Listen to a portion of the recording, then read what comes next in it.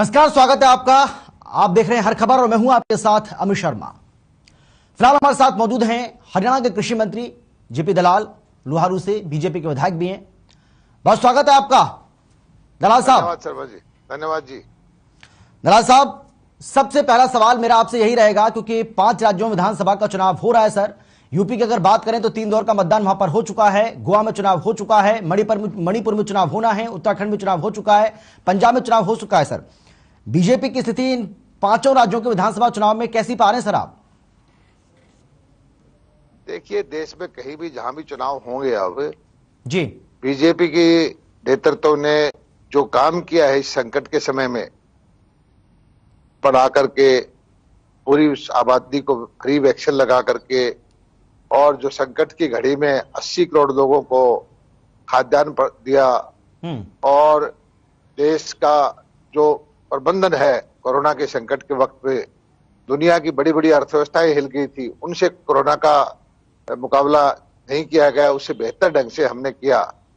तो निश्चित तौर पर भारत की जनता इस बात को मानती है, हमारे नेतृत्व को स्वीकार करती है। और अब मैं गांव में घूमता हूं, लोग बोलते हैं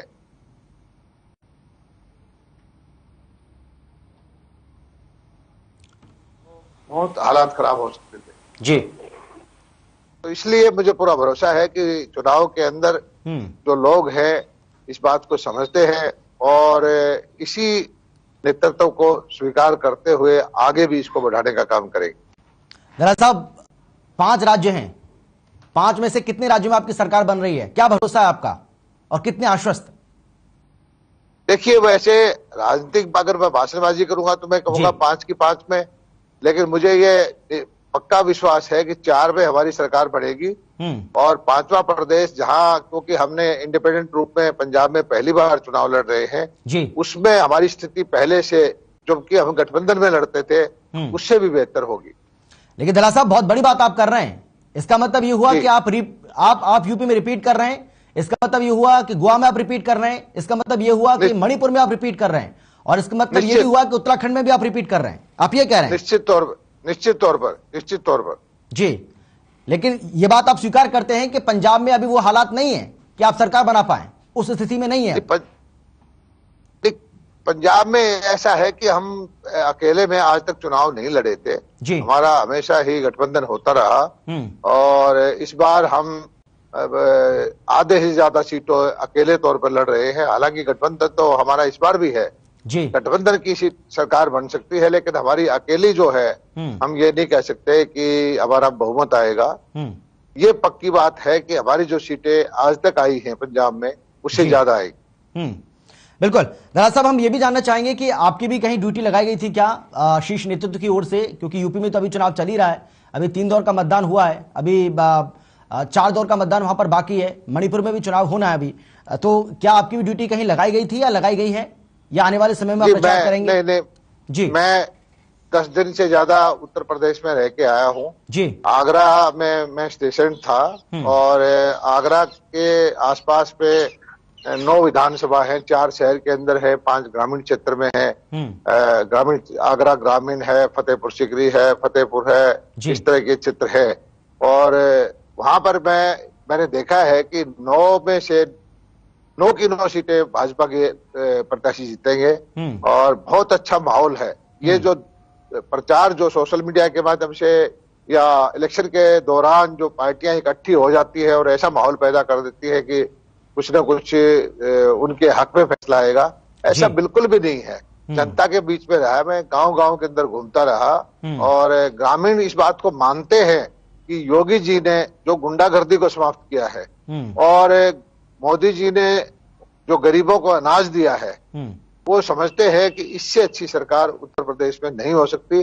और कोई भी उत्तर प्रदेश का नागरिक, पुरानी जो व्यवस्था थी जिसमें गुंडों का शासन होता था, गुंडे को प्रशासन की मदद मिलती थी, तो उसको स्वीकार नहीं कर रहा है।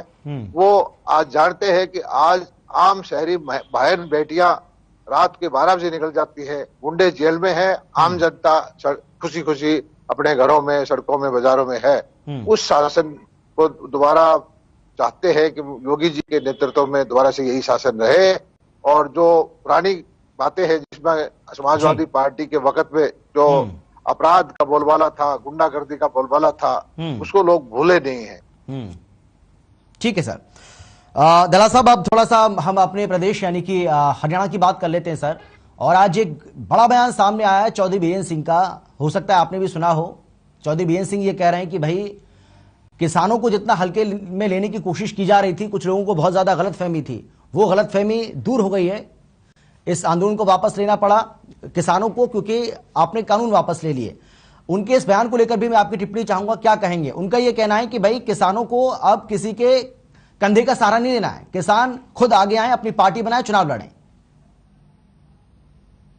देखिए, जितना काम किसानों के लिए भारतीय जनता पार्टी के वक्त में हुआ है, चाहे वो केंद्र की सरकार हो, मोदी जी की सरकार हो या प्रदेश सरकार हो, इतना काम पहले कभी नहीं हुआ है। और हरियाणा में मैं विशेष तौर पे बताता हूं कि सबसे ज्यादा फसल हम खरीदते हैं, सबसे ज्यादा किसानों को मुआवजा मिलता है, गन्ने का भाव सबसे ज्यादा है। और इस वक्त किसानों के चेहरे पर खुशी है। एमएसपी से ऊपर सरसों बिक रही है, एमएसपी से ऊपर कपास की बिक्री चल रही है, एमएसपी से ऊपर बहुत सारी फसलों का भाव है। और हमने किसानों को सीधा पैसा दिया है। किसानों को एग्रीकल्चर इम्प्लीमेंट्स पे सबसे ज्यादा सब्सिडी दी है। सिंचाई के लिए हम 85% माइक्रो इरिगेशन के लिए फुहारा, स्प्रिंकलर, उसके लिए सब्सिडी दे रहे हैं। पॉन्ड अथॉरिटी हमने बनाई है, नहरों का बजट हमने बढ़ाया है। तो इतना ज्यादा काम किया है। इसी तरह से केंद्र सरकार ने, मोदी जी ने पहली बार सॉइल हेल्थ कार्ड जो बनवाए और उनके लिए, किसानों के लिए तरह तरह की योजनाएं वो लेके आए और किसानों को 6,000 रुपए प्रति वर्ष सीधा खाते में डालना शुरू किया। और एमएसपी बढ़ाने का काम मोदी जी ने ही किया है। और जो पहले फसल बोने से पहले एमएसपी डिक्लेयर करते हैं, ये किसान हित फैसला मोदी जी ने ही किया है। मोदी जी ने ही सबसे ज्यादा किसानों के हित के फैसले बिल्कुल ये बात सही है दलाल साहब, ये बात सही है बिल्कुल कि हरियाणा सरकार किसानों के लिए जो कुछ काम कर रही है। जी दलाल साहब, हमारी ये बात बिल्कुल सही है। हमारी सरकार ने, भाजपा ने कभी किसानों को हल्के में नहीं लिया। बिल्कुल सही बात है। लेकिन भाजपा किसानों को राजनीतिक हेतु के लिए उपयोग नहीं करना चाहते। हाँ, ये बात बिल्कुल सही है। लेकिन दलाल साहब, मैं ये कह रहा था, देखिए आपकी इस बात से कोई इनकार नहीं कर सकता, जितनी भी काम आपने गिनाए आपकी सरकार कर रही है। और इस बात की मिसाल तो हमने देखा है, खुद किसान नेता देते आए। राकेश टिकैत को कई बार हमने सुना है, वो कहते हैं कि भैया जब एमएसपी हरियाणा में मिल सकती है तो यूपी में क्यों नहीं मिल सकती है। वो मिसाल देते हैं आपके प्रदेश की, ये बात सही है। लेकिन सर, मेरा सवाल जो आपसे था, चौधरी बीरेंद्र सिंह ने जो कुछ कहा है उसको लेकर आप क्या कहना चाहेंगे? नहीं, चौधरी वीरेंद्र सिंह को भी पता है कि किसानों को हल्के में लेने वाले लोग कांग्रेस पार्टी है। किसानों को के कंधे पे बंदूक रखने वाले जो आजकल आंदोलनकारी नेता हैं, किसानों को हल्के में भाजपा ने कभी नहीं लिया। भाजपा ने किसानों के चरण स्पर्श किए हैं। किसानों को जो हमारे से स्पर्श किया हो हमने किया है और आगे भी करेंगे। मैं कृषि मंत्री हूँ। हरियाणा के किसानों को जितना लाभ देते हैं, इसको टिकैत साहब भी मानते हैं, दूसरे किसान नेता भी मानते हैं। लेकिन वो आंदोलन करना था तो राजस्थान में करे, आंदोलन करना था तो जहाँ कांग्रेस की सरकार है वहां है। आज मैं मेरे लोहारू में बैठा हुआ हूँ। मेरे पड़ोस के राजस्थान के किसान ये कहते हैं कि आप हमें हरियाणा में मिल लीजिए। जितनी अच्छी नीतियां किसानों के लिए हरियाणा में है, वो राजस्थान में उसकी 1/10 भी नहीं है। और हमारी सरकार, भाजपा सरकार, किसानों के प्रति समर्पित है। किसानों को हम कभी हल्के में नहीं लेते। किसानों को राजनीति में आना चाहिए या नहीं आना चाहिए, इस बारे में क्या सोचते हैं दलाल साहब? मैं कहता हूं कि किसानों को राजनीति में, मैं किसान हूं, मैं राजनीति में आया हुआ हूं। इस तरह से किसानों के बेटे बहुत सारे राजनीति में हैं और किसानों के बच्चों को राजनीति में आना चाहिए। लेकिन किसानों का राजनीतिक हेतु के लिए दुरुपयोग नहीं करना चाहिए। किसानों की सही मायने में सेवा करनी चाहिए। ये मैं मानता हूं कि देश का किसान, ज्यादातर छोटा किसान कर्जे में है, उसकी आमदनी कम है, उसकी मदद करनी चाहिए। लेकिन उसको वोट समझ के, उसको भड़का के जो सत्ता प्राप्त करना चाहते हैं, उन राजनेताओं को मैं कंडम करता हूं।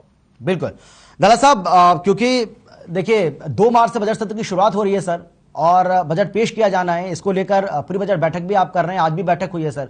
इसको लेकर भी हम जानना चाहेंगे आज जो बैठक हुई है कौन कौन से ऐसे मुद्दे हैं जिनको लेकर चर्चा हुई है, क्योंकि पंचायतों से आपने सुझाव लिए हैं। इससे पहले भी हमने देखा है कि तमाम वर्ग से आप लगातार सुझाव ले रहे हैं और उनके जो इनपुट्स हैं उनको कोशिश कर रहे हैं कि आप बजट में उनको डालें। आज जो बैठक हुई है सर, इसको लेकर कोई जानकारी आप हमें दे पाएंगे क्या? अभी आपसे पहले मैं लगभग 1.5-2 घंटा मुख्यमंत्री जी से, हरियाणा के वाइस चांसलर यूनिवर्सिटी के, हमारे कृषि विभाग के अधिकारी, हमारे कम से कम 50-60-70 प्रोग्रेसिव फार्मर, उनसे इनपुट ले रहे थे, सुझाव ले रहे थे कि अब जो बजट है, कृषि का बजट है, उस पर क्या क्या आपके सुझाव है। और हमारे मुख्यमंत्री जी ने ये परंपरा शुरू की है कि सब स्टेक होल्डर से कंसल्ट किया जाए, उनकी राय ली जाए और उनसे मिलजुल करके, उनसे सलाह करके बजट बनाया जाए। और मैं आपको बता देना चाहता हूं कि जब 7 साल से भाजपा की सरकार हरियाणा में है, 7 साल में कई गुना बजट हमने कृषि का बढ़ाया है, कई गुना बजट हमने सिंचाई का बढ़ाया है। और इसी से साबित होता है कि हमारी सरकार, भारतीय जनता पार्टी की सरकार, कितनी किसान हितैषी है। जो पार्टियां, खासकर कांग्रेस पार्टी, आज किसान हित का रोना रोती है, वो कंपेयर कर ले उस वक्त के बजट के किसान को, उस वक्त के बजट के नहरों के, उस वक्त के बजट के जो किसानों के लिए सब्सिडी देते थे, उस वक्त के बजट को जो किसानों को कंपनसेट करते थे, कंपनसेशन देते थे, और दोनों डाटा लेकर के, और उस वक्त कितना उपज होती थी, आज कितनी उपज है, उस वक्त किसान को कितना डीबीटी से पैसा जाता था, आज कितना जाता था।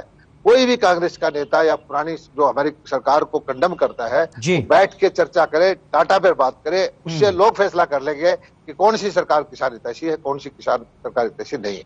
बिल्कुल। दादा साहब, अब आपके हल्के लोहारू की अगर हम बात करें तो, क्योंकि ये जानकारी है हमारे पास कि आप लगातार गांव-गांव का दौरा कर रहे हैं, आपने ये फैसला किया है कि लोहारू के जो तमाम गांव हैं वहां पर आप जा रहे हैं, लोगों की समस्याओं को सुन रहे हैं, जो समस्या उनको दूर करने की कोशिश कर रहे हैं। लेकिन लोहारू हल्के की अगर बात करें तो मोटे तौर पर वहां पर जो सबसे बड़ी समस्या जो निकलकर सामने आती है, उसमें कहा जाता है कि एक तो खारे पानी की बहुत समस्या है, वहां पर नहरी पानी की जो समस्या बनी हुई है उसको भी दूर करने का प्रयास कर रहे हैं। तो उस बारे में थोड़ा सा आपसे जानना चाहेंगे कि उसको किस तरीके से आप दूर करेंगे आने वाले समय में, या उसके लिए क्या प्रयास आप कर रहे हैं अभी?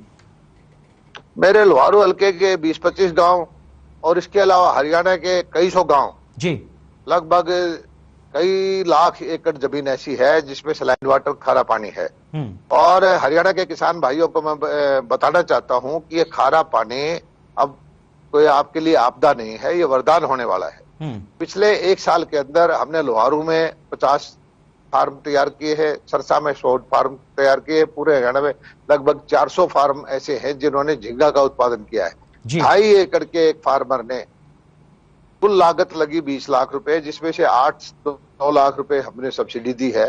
12-14 लाख की लागत लगा करके 35, 40, 50, 45 लाख रुपए की उत्पादन करके झींगा मछली बेची है। 2.5 एकड़ के अंदर 15, 20, 25, 30 लाख रुपए तक का लाभ कमाया है 6 महीने के अंदर।